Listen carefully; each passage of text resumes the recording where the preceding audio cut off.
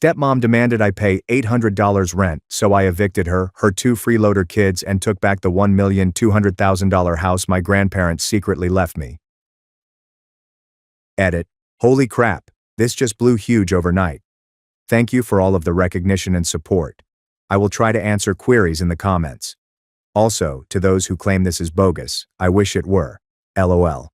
And yes, I have proof. But I will not disclose it due to legal concerns. Edit 2. In case you're wondering, I'm 22, female. My father is 46, male. My stepmother Tracy is 43, female. My stepbro Brandon is 25, male. And my stepsister Sierra is 21. Yes, they are not their true names for obvious reasons. Okay, buckle up because this is going to be a lengthy one. Seriously, get some popcorn or something, because there's a lot to unpack here. I've been holding this for weeks, and just need to get it off my chest. Some background information is required first, and trust me, it will be useful later. I lost my mother to breast cancer when I was 8. It sucked, obviously, but we made it through. However, my father was absolutely wrecked, and he was scarcely able to function for the first year. By the way, my mother's parents are amazing saints and stepped up big time. They practically moved in with us to assist care for me while my father dealt with his loss and attempted to keep his business functioning. Quick remark regarding the house situation, because it will be very significant later. My grandparents were rather well off. Not very rich, but comfortable enough to purchase this massive 4-bedroom home in one of Boston's nicer districts. The plan was that we'd all live together so they could properly raise me. To be honest, that worked really well for a while. But then my father met Tracy, not her real name but it fits her perfectly, LOL, at a business conference in Chicago approximately 2 years after my mother died. He was there to grow his consultancy business or whatever, and she was working as an event coordinator. According to him, they simply clicked. Tracy must have seen an opportunity with a sad widower who ran his own business because she practically traveled across the nation to be with him after only knowing him for about 3 months. And to their astonishment, they married after 6 months of meeting. Talk about red flags. Here's where the fun begins. Tracy brought her 2 children with her. Brandon, now 25, was 11 years old and already a spoiled brat. Sierra, 21F now, was 7 years old and wasn't too horrible at first. But Tracy gradually transformed her into a mini clone of herself. My grandparents tried to be kind about it, but I overheard them late at night discussing how they didn't trust Tracy. They assumed she was only pursuing Dad's money. Plot twist. They were correct. But they kept quiet for Dad's sake, since he appeared joyful for the first time since Mom's death. The first few years were tough. Tracy began small with her BS comments about how the house was adorned. Old-fashioned, it wasn't. How the kitchen needed upgrading, it didn't. And how my grandparents were set in their ways. But then she became braver. She began moving furniture without permission, threw out some of Mom's old decorations, claiming they were accumulating dust, and gradually took over the home. My grandparents were too nice to say anything, and my father was too love-blind to notice. Then the tasks began. At first it was natural that everyone should help around the house, right? Except everyone became just me. Brandon was overly preoccupied with athletics. He struggled at basketball, but Tracy had Dad pay for individual coaching regardless. Sierra was too young, despite being only 1 year younger than me. By the time I was 12, I was doing the majority of the cooking and cleaning. Tracy would literally inspect the baseboards with her finger to see whether I had dusted correctly. Meanwhile, Brandon's room smelled like a mix of Axe body spray and old pizza, and Sierra's floor was continuously covered in clothes she was intending to put away. Here's the truly essential part, which I didn't know until recently. Grandma died in 2019 from heart difficulties, and Grandpa died just 3 months later because he couldn't live without her. They registered the residence in my name, like, legally. It is all mine. They must have sensed this drama coming from a mile away and wished to protect me. But I had no idea about it. Nobody told me. Dad was aware, but I suppose he didn't believe it was necessary to mention. Spoiler, it was quite crucial. Tracy evidently didn't know either, or she would have sought to get her name on the deed somehow. So, for the past few years, I've effectively been living like a servant in my own home, cooking, cleaning, and washing everyone's laundry. Yes, including Brandon's stinky gym clothes. While Tracy sat on her ass watching Real Housewives and whining about how I loaded the dishwasher incorrectly. Brandon graduated from college 2 years ago. Barely. To be honest, I am very sure Dad paid someone off and hasn't worked since. He claims he's trying to be a content creator. However, his TikTok has only 200 followers and is mostly just him executing terrible dance moves. Badly. Sierra is in her 3rd year of college, ostensibly studying business but actually just partying and uploading pretty Instagram photos of her Starbucks cups. Dad pays for everything. Her apartment near university, which she seldom uses because she is often at home. Her car, which she has crashed twice. And her credit cards, which she maxes up every month. And there I was, working part-time at Starbucks, taking online classes, doing all the housekeeping and trying to save money because Tracy kept implying that I needed to start contributing to the household. The day everything went down began like any other bad day in my house. I just completed an 8-hour shift at Starbucks. Some Tracy, lowercase k, hey, yelled at me over almond milk. But that's another tale, and I was tired. But of course I had to return home and cook supper, lest Brandon get up from his gaming chair or Sierra put down her phone. I'm in the kitchen making this spaghetti recipe I discovered on TikTok NGL, and Tracy walks in, dressed in one of her apparently beautiful dresses. I'm pretty sure it came from Ross, but whatever. She has this look on her face that you recognize, like when a teacher notices you passing notes in class. Yes, the one. She takes a seat at the kitchen island and keeps a close eye on me while I prepare. I'm already on edge since she constantly finds something to complain about in my food. Last week there was an excess of garlic, which is practically impossible. The previous week it was excessively hot. Then she lays the bombshell on me. We need to have a serious discussion about your living situation. I'm like, what living situation? I have been here longer than you, lady. But she continues. Your father and I have been chatting, and we believe it is time you started paying rent. After all, you're working now, so it's not fair for you to live here for free while we cover all of your bills. Y'all. This woman's boldness. I'm genuinely standing there, wooden spoon in hand, sauce probably burning, trying to digest this BS. Meanwhile, I can hear Brandon upstairs yelling about his KD ratio in COD while Sierra's TikTok sounds are coming from the living room. So I ask her, trying not to raise my voice because I'm petty but not foolish, what about Brandon and Sierra? Are they also paying rent? She does this thing where she dabs her mouth with a handkerchief even though she hasn't eaten anything, which she learned from Real Housewives ISTG, then she strikes me with. Well, that is different. They are my children, and they are still establishing themselves in life. Brandon is pursuing his content creation job, and Sierra is concentrating on her education. I almost laughed aloud. Brandon's content creation profession consists of lip-syncing to popular songs and playing Fortnite on Twitch for a total of 3 viewers, one of which is most likely his mother and the other an alt account. And Sierra's studies? The girl hasn't opened a textbook since freshman year orientation. But here's when it gets good. Tracy begins to set out her realistic rent requirements, $800 per month in this economy plus utilities. With the expectation that I continue to assist out around the house. I'm standing there stirring the pasta sauce when something inside me snaps. You know that scene in movies where everything goes silent and clear? It was like that. All the years of being treated like Cinderella, all the snarky remarks, all the extra duties, all the times I had to wash Brandon's crusty gym socks or pick up Sierra's artificial lashes from the bathroom floor, it all hit me at once. So I turn off the burner, safety first, hee. Set down the spoon and stare Tracy dead in her over-Botoxed expression. Let me get this straight, I say, my voice unusually calm. Brandon, who hasn't earned a single dollar since graduation and spends his days yelling at 12-year-olds on Xbox, doesn't have to pay rent.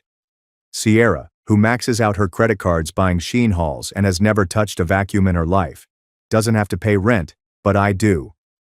Tracy's face twitches strangely, which is most likely due to Botox interfering with her facial muscles.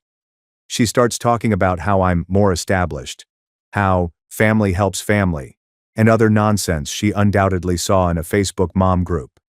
That was when I decided to detonate my own bomb. But first, I summoned everyone to the dining room. I told Tracy I wanted to talk about this because her family used deceptive tactics against her. Ha ha ha. Brandon complained about leaving his game while Sierra behaved as if getting off the couch was physical torment. But gradually everyone was seated at the table. I didn't mind that the pasta was chilly by this point. I'd already lost my appetite. Tracy begins explaining her plan to everyone, treating all officials as if she were the CEO. Brandon is smirking, most likely thinking about how he can spend his allowance on more V-Bucks now that I will be paying the bills. Sierra is capturing everything for her personal tale. The girl enjoys drama, as long as it doesn't include her. And that is when I did it. That's when I spoke the words that altered everything. I'm not paying rent because this house belongs to me. The hush that followed OMG. I wish I had recorded it, folks. I wish I had a photo of their faces. It was as if I had just spoken in an alien language. Brandon really stopped in the middle of his meal, his fork hanging there and spaghetti falling back into his plate. Gross. Sierra's jaw really dropped, and it was the first genuine look I had seen on her face since she found filters. But Tracy. Oh man. Tracy's reaction was priceless. You know the loading wheel that appears when your computer freezes. That was her face. Her brain seemed to be unable to grasp what I had just spoken. Then they all began laughing, like full-fledged hysterical laughter. Good one, Brandon snorts, pasta sauce dripping down his chin. Did you acquire that through TikTok or something? Sierra has already pulled out her phone, undoubtedly thinking this would be wonderful content for her relatable family moments series, which has about 50 followers tops. Tracy is also attempting to laugh, but I can tell that panic is setting in. She has that face she gets when her credit card is refused at Nordstrom Rack, which happens more frequently than you may imagine. What are you talking about? She attempts to be dismissive, but her voice shakes. This house is mine and your father's. This is where things start to get good. I simply recline back in my chair, attempting to exude that calm villain spirit, you know. Also say, why don't you call and ask Dad? Tracy's fake nails began pounding on her iPhone screen so quickly that I thought she might fracture it. I kind of hoped she would, since guess who'd have to go get it fixed? GH. She puts it on speaker, like she always does. She enjoys an audience when she believes she is about to win an argument. The phone rings several times before Dad answers. He sounds fatigued, possibly because he was working while his stepson was developing his brand or something. Tracy's voice is pleasant and phony when she says Mark, as if she's trying to gain an upgrade at a hotel. Lucy is telling some interesting stories about the house. She says it belongs to her. That's not true, right? What about the stillness that followed? Deafening. You could literally hear my father clearing his throat when he was uncomfortable. He does it frequently around Tracy. Then finally, well, actually, my in-laws put the house in Lucy's name before they passed away. Boom. Tracy's face changed colors more than my previous mood ring, first with Claire's red, then white, and finally this strange greenish tint I'd never seen on a human before. What do you mean they put it in her name? She practically screams now. When were you going to tell me this? I didn't think it was that important, my father adds softly. To be honest, this is a typical dad move. Not important. Tracy is standing up now, her chair scraping against the floor. You didn't think it was important to tell me that your teenage daughter owns our house? She hangs up on him mid-sentence. The phone hit the table so hard that I believed the screen would fracture. Again, I hoped it would. Brandon is not laughing anymore. He becomes pale when he realizes that the game area he told me to leave was actually mine. Sierra is still recording, but her expression has changed to that of a deer in the headlights. I can almost feel the TikTok drafts getting destroyed in her mind. Tracy is breathing as if she had just run a marathon in her false Louboutins. She's trying to remain calm, but I can see her hands shaking. Well, she continues, trying to sound cool but failing miserably. This has clearly been a misunderstanding. Of course you don't have to pay rent, Lucy. Let's just forget this conversation happened. But here's something I didn't want to forget. I was done forgetting all the nonsense they had put me through over the years. Done being the family doormat. I'm tired of them living rent-free in my house and treating me like a personal maid, so I simply smiled and said, "Oh, we're definitely not forgetting this conversation. In fact, I paused for dramatic effect. What can I say? I've learned from the best. I think it's time we had a serious discussion about your living situation. Tracy's terrified expression, better than any Christmas present I have ever received. But wait, it gets even better. Because while they're all sitting there, processing their new reality, I can hear Tracy's phone vibrating with texts from my father. She is ignoring it, but I know exactly what is going on. He's undoubtedly panicking and texting her about all the legal paperwork my grandparents left, which proves everything I've just said. Okay, so after the nuclear dinner scene, I went to bed feeling really good about myself. Have you ever felt empowered to confront a high school bully? That's how I felt after multiplying it by 1,000. What about Tracy? Oh no, she was not done. Definitely not. So the next morning, as I'm about to go downstairs for breakfast, I hear Tracy's voice coming from the kitchen. She's on the phone with my father. On speaker. Because, of course. And guess what she is doing? Y'all. This woman is literally attempting to persuade my father to let me move out of my own house. Here's the conversation I overheard, which I captured on my phone. Because at this point, I trust these folks as far as I can throw them. Tracy. Mark, you have to do something about this problem. Your daughter is causing problems. Dad, sounding exhausted. What do you want me to do? Tracy. How about the out-of-state institutions she applied to? You could persuade her to attend one of them. Tell her that it will benefit her independence. I swear to God what chutzpah this woman has.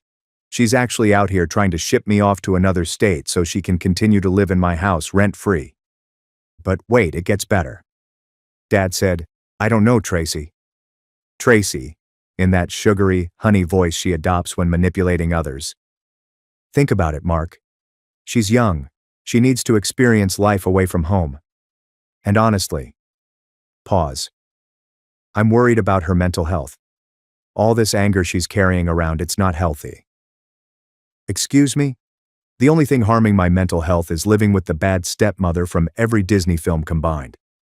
But here's the part that really grabbed me. He said, maybe you're right.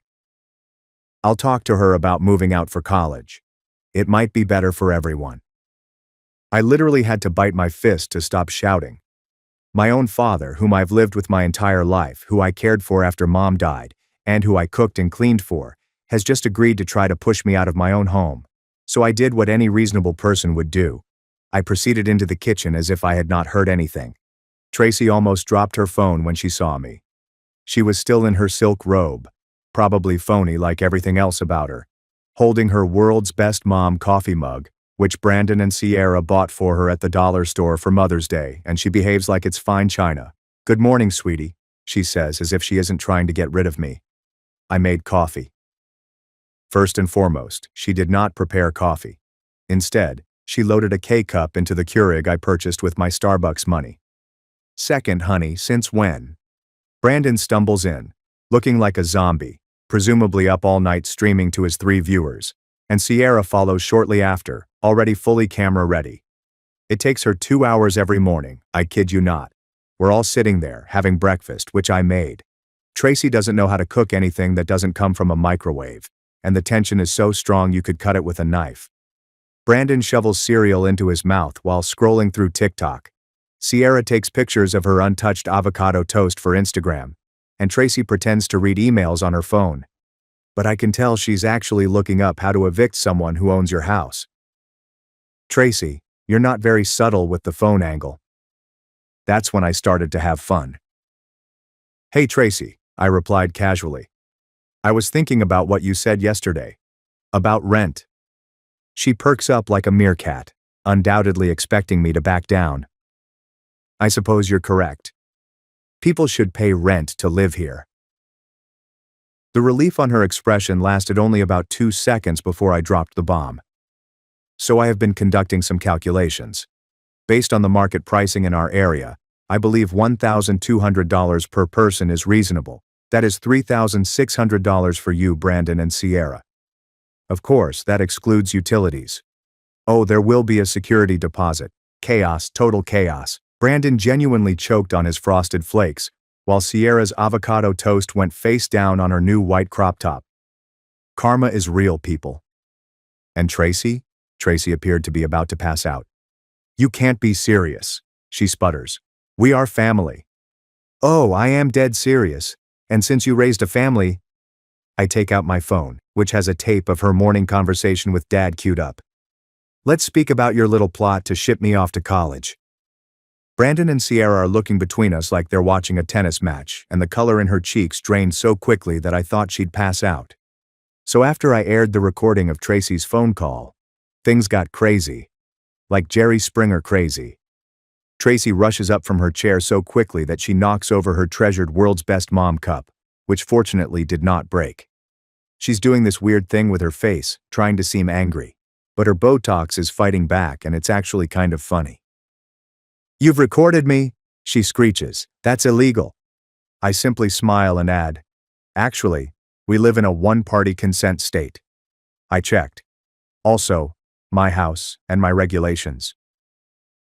Brandon is just sitting there with his mouth open, milk trickling down his chin. I suppose this guy never learned how to eat correctly. Sierra is hurriedly texting someone, most likely her TikTok group chat, where she pretends to be wealthy and unconcerned. Tracy begins pacing around the kitchen, her knockoff Gucci slides making that annoying flip-flop sound on the tile floor that I cleaned yesterday, and she's muttering something about calling her lawyer cousin. You know, the one who specializes in real estate law but only handles DUI cases in some strip mall office. Then she takes a different approach. Her voice becomes quiet and concerned, as if she's attempting to secure a refund without a receipt. Lucy, I understand you're upset, but what about this behavior? Yeah, it's unhealthy. Your father and I are only trying to help you. Perhaps some time away would be beneficial for you. There's this beautiful college in Michigan. I cut her off right then. Tracy, let me make something very clear. I'm not going anywhere. This is my house. The deed is in my name, and if anyone's going to be leaving, it won't be me. That was when she lost it. Completely. You ungrateful little... I won't mention what she called me, but it wasn't very world's best mom for her. She begins to rant about how she raised me as if I were her own by making me their maid, how she gave up everything to be a good stepmother by shopping at TJ Maxx rather than Nordstrom, and how I'm ripping this family apart. What family? Meanwhile, Brandon and Sierra are experiencing their own meltdowns. Brandon, please. This is bulls. I'm not paying rent. I'm about to blow up on Twitch. Narrator. He wasn't going to blow up on Twitch. Sierra is screaming. Daddy won't let you do this. He loves us more than this stupid house. Spoiler alert, he does not. I just sit there sipping my coffee, which I made because Tracy still doesn't know how to use the French press, and watching them plummet. It's as if every ounce of entitlement and privilege they've been hoarding is simply bursting forth. Tracy then takes out her trump card. She grabs her phone and calls my father again, undoubtedly expecting him to rush home and solve everything like he always does. But, plot twist. I've been messaging Dad all morning. Send him the recording. I explained everything. For the first time in his life, Dad is truly supporting me, kind of, in his own ineffective way. When he responds, he returns to speaker mode. Tracy is screaming, Mark, you need to come home right now. Your daughter is out of control. Dad, surprisingly firm. Tracy, we need to respect that it's her house. Maybe we should start looking for a new place. What about the stillness that followed? OMG. Brandon's brain cells could be heard struggling to digest this betrayal. All three of them. Tracy's face undergoes a fantastic journey of shock, rage, disbelief, and finally, fear. Real terror. Because it has now dawned on her that she is about to lose everything. The comfortable life. The free ride. She has been on a power trip for many years. This is when she makes her worst mistake. She turns towards me, gets right in my face, and says, Listen here, you little bae, I don't care whose name is on the deed. This is my house. I've lived here for 12 years. And no spoiled brat is going to kick me out. I will make your life hell. Perfect. Just perfect. Because guess what? I've also been taping this entire chat. Not only that, but I had already spoken with a lawyer. Thanks to r/legal advice for the recommendations. It turns out that threatening the legal owner of your residence is not a good idea. Who knew? Okay, remember how I discussed speaking with a lawyer? Best decision ever. Turns out my grandparents did more than simply transfer the house in my name.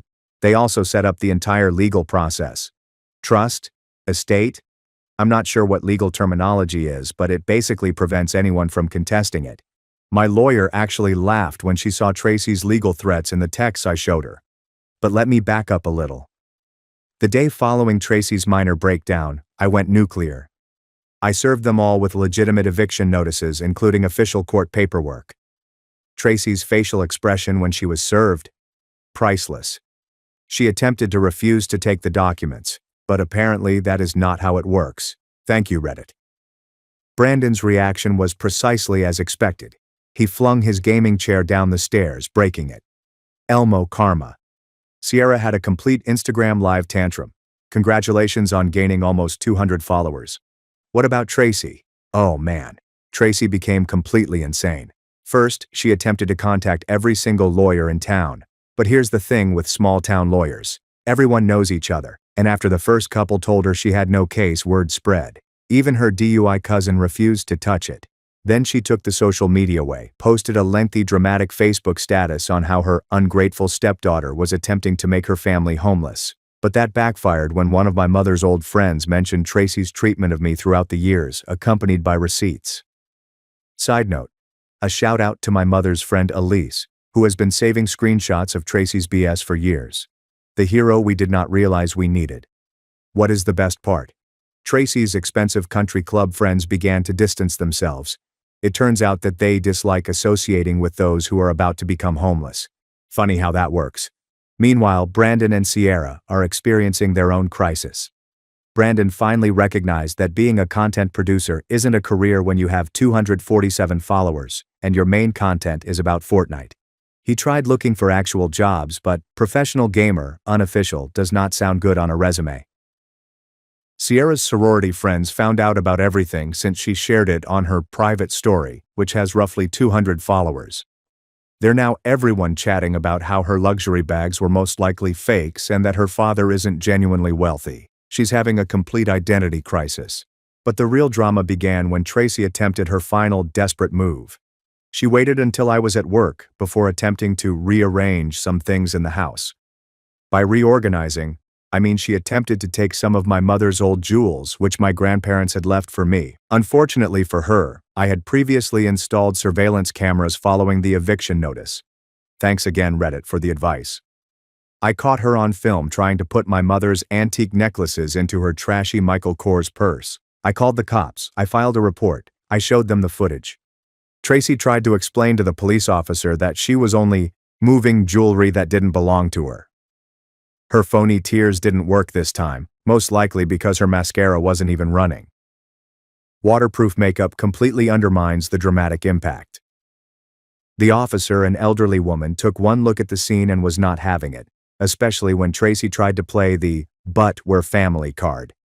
Attempting to steal from the legal owner of this house isn't a family matter. I haven't filed charges yet because having something on file for the eviction case is better. My lawyer was delighted. Speaking of the eviction, remember how Tracy used to talk about her investment accounts and how she was independently wealthy before dating my father? It turns out that was all BS. She has nowhere to go and is in complete panic. She tried calling my father's sister for assistance, but my aunt, who never liked Tracy, simply forwarded her a link to apartment ads in the shady section of town. I felt awful for a moment until I remembered Tracy inadvertently donating my mother's Christmas ornaments to Goodwill. The worst part? My father finally grew a spine. Kind of. He told Tracy that if she does not go gently, he will not accompany her. It turns out that even he was tired of her toxic BS after 12 years. I will notify you when they leave. Final update. So, after the entire jewelry theft attempt, Tracy realized she was in trouble. Tracy, on the other hand, felt compelled to make the most spectacular exit imaginable. The day before the final eviction deadline, she attempts one last power play. Calls this a family meeting. LMAO, what family? And walks in wearing her phony Chanel suit with the evident wrong pattern, which she claims is vintage. She has a full speech planned about how she's choosing to leave because she can't take the negativity or whatever. Tracy begins this monologue by explaining how she is taking the high road. When did getting legally evicted become an honorable act? Then she drops what she believes is her trump card. Your father and I have decided to move to Florida. We just bought a beautiful house in Tampa. Much nicer than this old place. First and foremost, they did not make any purchases. I honestly saw her GoFundMe for Family in Crisis Needs Housing, which received exactly $43 in donations. The majority came from her multi-level marketing group. Second, my father wasn't even present for this news. He was in a hotel. It turns out that witnessing your wife try to steal your deceased wife's valuables is quite depressing. Who knew? But here's when it gets good. While Tracy is doing her faux elegant exit speech, the movers I hired arrive. Specifically in the midst of her "this house was beneath me anyway" diatribe. There are these gigantic dudes coming in with crates and dollies. Tracy's face does that odd frozen thing again. Botox with wrath equals comedic gold. She began shouting about how she wasn't prepared and needed more time to organize her items. The head mover guy shouts out to Mike, "You're a real one," looks at her and says, "Ma'am, we have strict instructions. Everything gets packed and moved to your storage unit today. If you want your stuff, you'll need to take it up with the court." Y'all. She lost it. Full nuclear meltdown. Started snatching random items claiming they were family heirlooms, including my mother's ceramic bowl, which she had wanted to throw away last year. Sierra's upset because her TikTok backdrop has been wrecked. Brandon is having a panic attack because he cannot disconnect his gaming equipment quickly enough. But this is the finest part. Tracy used to brag about her designer items, vintage bags and expensive clothing. The movers begin packing it, and half the labels practically come off. While all of this is going on, I'm sitting on my couch, having coffee at home, and watching them scramble. I posted a couple updates to my private tale, and suddenly all these individuals from high school are sliding into my direct messages like, "OMG, I always knew she was fake." Final inventory of items they attempted to steal on their way out. 3 of my mother's necklaces, captured on camera. My grandmother's china set, also on camera. The nice coffee maker, I purchased it with my Starbucks money. Every single towel in the house, a strange flex, but okay. The garage door opener, really. But you know what? They can keep the towels. I've already purchased new, extremely excellent ones that Tracy would have complained were too expensive while spending $500 on her false designer items. What about the actual eviction? Chef's kiss.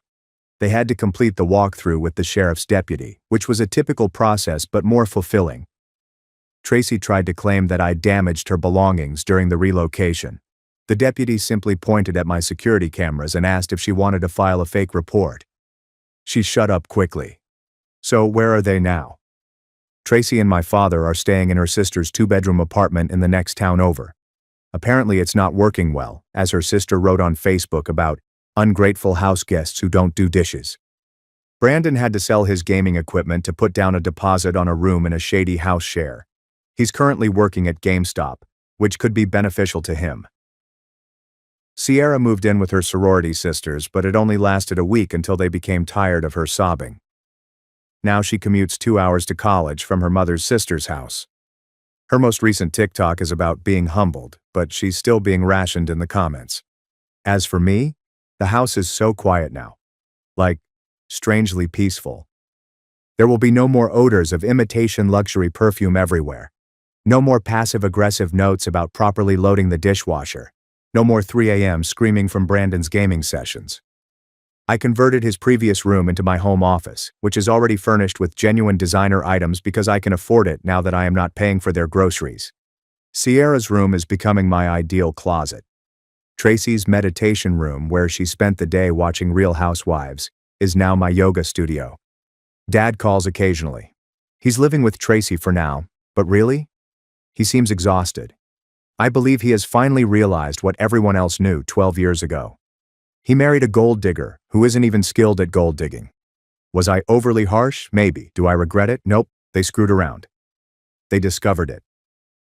It turns out that karma doesn't care about your faux Gucci slides. Final update. My mom's best friend Elise is currently renting one of the spare rooms, so I'm not alone in this large house. She's teaching me all of Mom's old recipes and helping me replace things Tracy threw away over the years. Sometimes excellent things emerge from horrible situations. Thank you for following this adventure, Reddit. You guys truly helped me stay strong during this, especially the legal counsel. You guys rock. Edit. Holy crap, this is the end. Thank you for all of your help throughout this wild adventure. You guys are fantastic. Edit 2. Please stop requesting me to post security camera footage. I'm not trying to be blacklisted, lol. Final edit. Yes, this is true. No, I will not prove it due to privacy concerns. And sure, I am in treatment.